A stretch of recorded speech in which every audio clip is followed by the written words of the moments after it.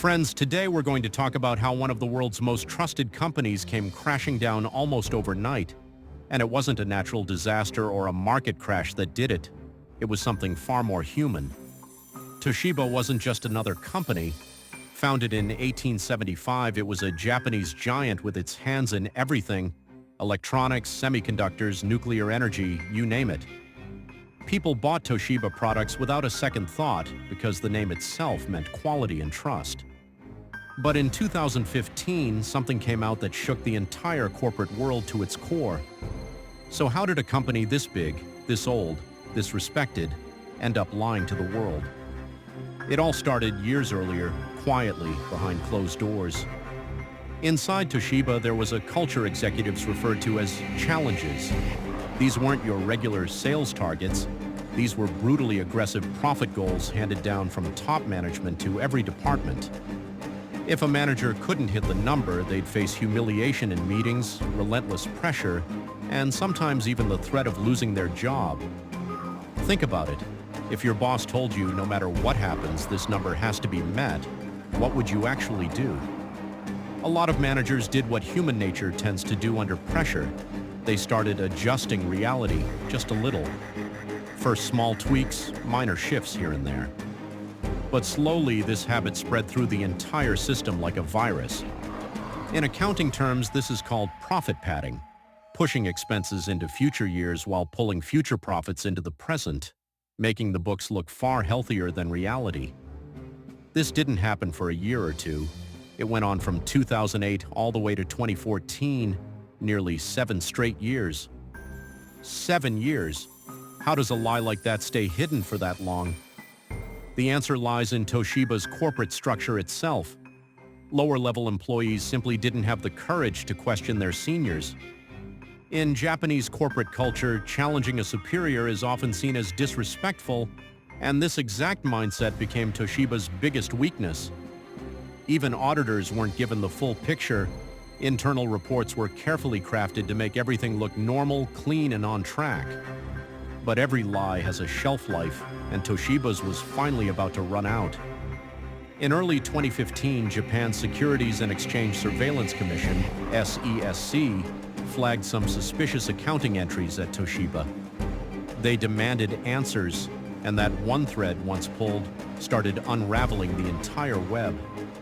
Toshiba was forced to set up an independent investigation committee.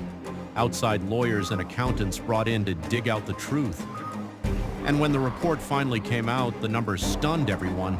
Around $1.2 billion in fake profits, inflated across 7 years of financial statements. This wasn't a small clerical error. This was a calculated, systematic scheme that reached all the way to the top. So the question was, who was going to pay the price for this? The answer came fast. Toshiba's CEO, Hisao Tanaka, along with a total of 8 senior executives, resigned. It became one of the biggest corporate scandals in Japanese history. The media went into a frenzy, shareholders were blindsided, and Toshiba's stock took a massive hit on the market. But this was only the beginning of the story. What came after was even more shocking.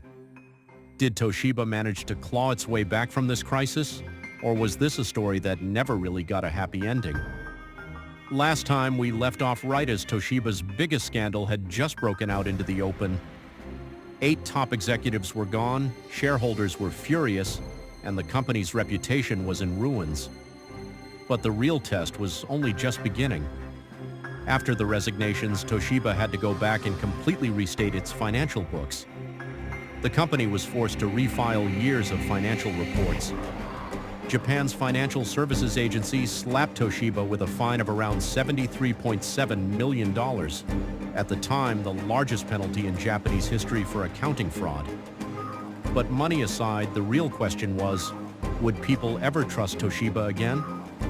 Trust, once broken, is brutally hard to rebuild, especially in the world of investors and stock markets. Toshiba's shares kept sliding.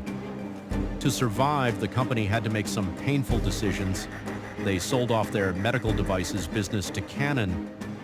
Their home appliances division, the white goods business, went to the Chinese company Midea. They even had to sell off a major chunk of their memory chip business, one of their most valuable assets, just to keep the lights on.